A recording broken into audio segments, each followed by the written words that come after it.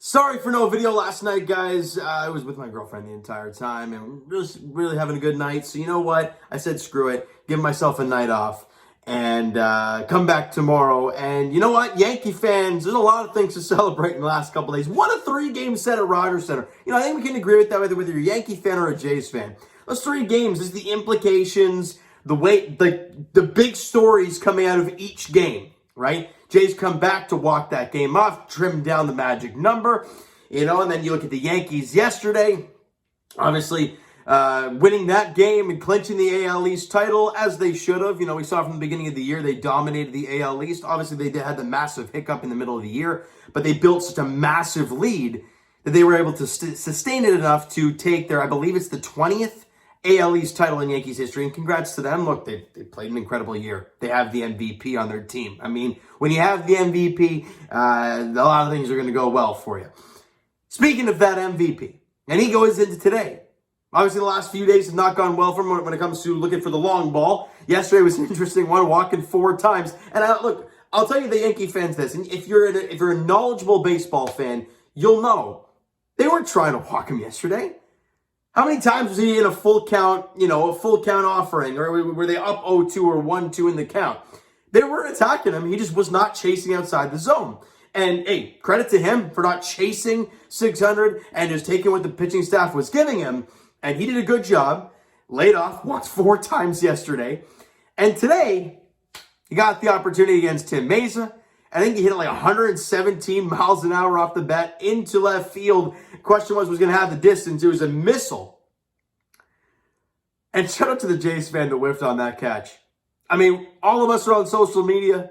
We know exactly the implications that if that guy made the catch, what would have happened. And he had it. And he dropped it into the Jays bullpen. So all that talk about, a couple $1 million for the guy who makes the play. Well, that's nobody. But for Aaron Judge, he ties the Yankee record and the American League record. Roger Maris, 61 home runs. It's an incredible number feat. And I mean, for a guy of that size, it doesn't surprise me. And playing a lot of the ballparks that he does, right? A lot of hitter-friendly ballparks. Not to take away from the guy he is, because let's be real now. A lot of these home runs would be out anywhere. But it helps when you're in hitters' ballparks, of course. But either way, 61 bombs for Aaron Judge. And it was a big one. It was a 3-3 ball game at the time. And he broke it open with a 2-run shot, making it 5-3. But let's briefly, now that we've talked about that briefly, let's break down the ball games a little bit. So yesterday, I was at the ball game, unfortunately, for Jays fans. But look, that was sloppy.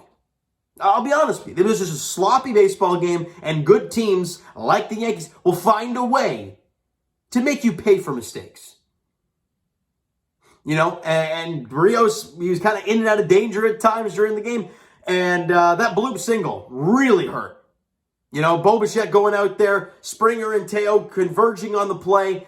And for me, I had not a great seat. It was in the mid 500s, like row 13, so not the greatest of spots, but you could see enough. That's not Bo Bichette's ball. That is Springer's ball. He's a center fielder. You got to take charge out there and make that play. And you could see in the play that he kind of pulled up and just looked at Bo Bichette. He's just trying to make that basket crazy catch. It drops in. Now, that was with Judge at first base, and I believe that was Rizzo that hit that ball, and there was nobody out. You make that play, there's one out, a guy at first. Well, now it's 2 on, nobody out. Massive change of events there. I can't remember if it was later in that inning or if it was in a different inning. But then to play up the middle, Bo Bichette, errant throw, right? Pulls Biggio off the base. He can't get back in time. Guy's safe. I can't remember if it led to any runs. But either way, it's stuff like that. Those plays have to be made. And come playoff time, those plays will be scrutinized.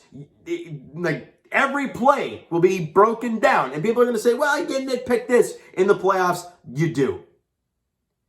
And let's move forward. When the Jays are down 5-1, it looks pretty over. Well, they get a couple of hits, right? Springer gets on.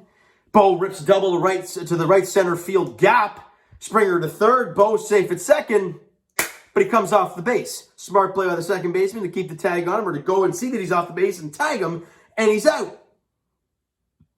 Then we got third and 1 out. Having not scored a run, you're still down 5-1. Instead of having second and third, nobody out. Looking to build a rally here against Jameson Taillon. Next batter up. Vladdy rips the ball off the wall. What's he not doing? Running out of the box. I don't know if he thought it was a home run, but he should have learned that from Teoscar Hernandez a few days ago, that when you hit the ball and you think it's gone, doesn't matter. Get your tail out of the box. And he gets thrown out at second by about 10 feet. On back-to-back plays. Good teams will make you pay for that. And the Yankees did. Twice. Can you imagine what would have happened there, right? Bo's safe at second. Second and third, nobody out. Vladdy rips that ball off the wall. You can clearly see the ball's not going to be caught off of the bat of Vladdy. So 2 runs are going to score there, which is making it 5-3. And Vladdy's at second with nobody out. But instead, there's 2 out, and it's 5-2, and nobody on base. Bad base running, bad defense, and it leads to a loss. You lose 5-2. And they even up the series. They win the American League East. Congrats to the New York Yankees. We move on to today.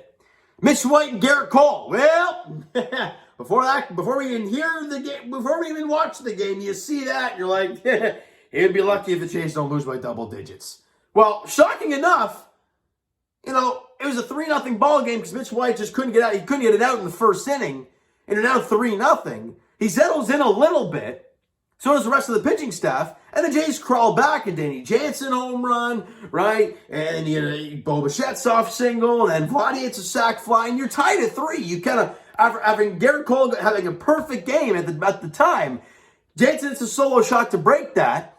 And then the Jays capitalize and score 2 more in that inning. And it's 3-3. Then obviously Tim Mayza comes out and gives up the 2-run shot to Aaron Judge. I'm really not sure why. You have Tim Mayza going out there. Look, we talked about John Schneider making some really good moves recently, but Tim Mayza, the lefty, facing the right-handed Aaron Judge, and the top of that lineup. I understand Rizzo's there, but I'm not sure you want the lefty facing Aaron Judge. Let's be honest here. That's why you walked Aaron Judge in extra innings a couple days ago. And he allows the home run off of Judge. And that made it 5-3. And then I was tuned out of this game for a lot of it. Then they made it 6-3 on an error.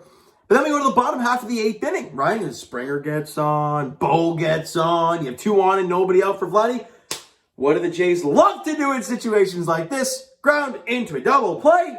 You get nothing out of it. And you lose 8-3 as they tack on a few more. And that's all she wrote. So with those 2 losses, the Jays dropped to 87-69 on the season. Going into today, they had a 1.5 game lead on the Rays and still a 3 game lead over the Mariners. That was going into play today.